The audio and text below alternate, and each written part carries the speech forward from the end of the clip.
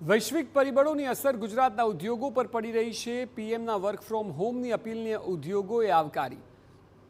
Gujarat chamber of commerce and ઇન્ડસ્ટ્રીઝના પૂર્વ પ્રમુખે નિવેદન આપ્યું, વર્ક ફ્રોમ હોમથી ઉદ્યોગોના પ્રોડક્શન કે આઉટપુટને કોઈ અસર નહીં થાય.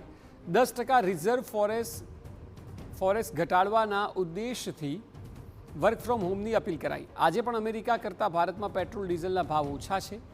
યુદ્ધની સ્થિતિમાં ઉદ્યોગોને ઓછું નુકસાન થાય તેવી તૈયારી હાથ ધરાઈ છે. પૂર્વ પ્રમુખનું કહેવું છે કે ભારતનું રિઝર્વ ફોરેસ્ટ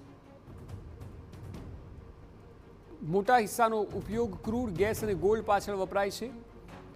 ત્યારે જે ઉદ્યોગોમાં વર્ક ફ્રોમ હોમ શક્ય બની શકતું હોય તેવા ઉદ્યોગોમાં વર્ક ફ્રોમ હોમ લાગુ પાડવા અંગે નિવેદન અપાયું. સાથે જ યુદ્ધ પૂર્ણ થયા બાદ તેની અસર ઉદ્યોગોને ઓછી અસર થાય તેવા પગલાં લેવામાં આવશે. એક ડિસિઝન પર આવે અને જેનાથી આ ગ્લોબલ ટર્બ્યુલન્સ છે તે સેટલ થાય.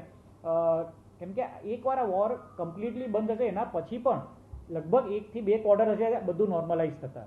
એટલે ક્યાંક ને ક્યાંક 26-27ની વાત કરીએ તો હજુ પહેલા 6 મહિના એટલે સપ્ટેમ્બર સુધીનો આપણા 2 ક્વાર્ટર બહુ ચેલેન્જિંગ રહેશે ઇન્ડસ્ટ્રી માટે. પણ બાકીના હાફ આપણું સારું જાય તેના માટેના પ્રયાસો ચાલુ છે.